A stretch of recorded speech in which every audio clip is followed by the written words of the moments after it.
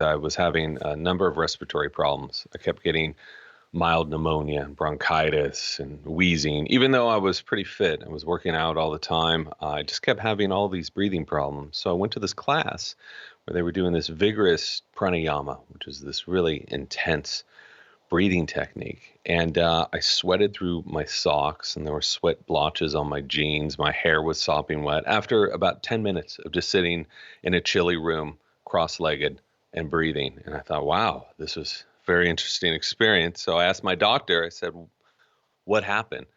And she said, oh, you must have had a fever, or the heat must have been up in the room. So she had zero explanation for what happened. But I'm a journalist. I write about science, and my one experience I didn't think merited any real research into the subject until I discovered free divers. And these are people who are able to dive on a single breath for 300, 400 feet, stay underwater 8, 9, 10 minutes at a time. So they had mastered this other side of breathing. And they told me that mastering that power of breath extended beyond just diving deep and diving long. It had all these other applications. So it was at that point where I thought, wow, there's a much bigger story in this. And I was excited to pursue it.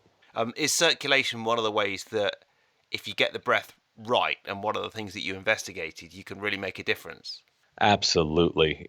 So much of blood pressure is correlated to how we breathe. And that includes, it extends to circulation. It extends what hormones are in your body at a certain time. It extends to digestion, mental state. I mean, there's a whole laundry list of things that are connected to how we breathe. And of course they are. This is our most basic biological function.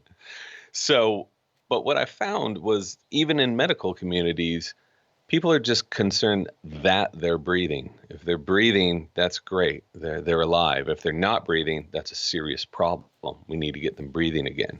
But what I've found is those nuances of the 25,000 breaths we take every day matter as much as what you're eating or how much you're exercising. It's that important. And it was interesting to go into this world and talk to these scientists and researchers who are finding scientific proof for so many wild claims from the past. Yeah. There's so many books on how to breathe right. You could go to a library and there's dozens and dozens of books, and some of these extend, they're thousands of years old. So the how of it's easy, but what I didn't find is the why and the what and where this stuff came from.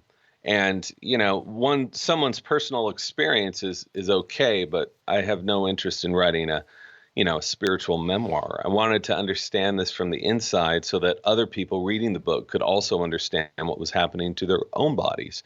If they're using breath to get healthier for athletic endurance, or if they're sick and they have respiratory problems, and where those problems came from and how to fix them. So it seemed like there was this huge gap in medical literature where they're just looking at pathologies. I'm not pointing fingers. If I break my leg, I'm not going to breathe. I'm going to go to the hospital, get it fixed. But they're looking at pathologies. But there's this whole other side that so many other people have been looking at, and especially lately, of using breathing for preventative maintenance and using breathing to alter different mental states, access energy.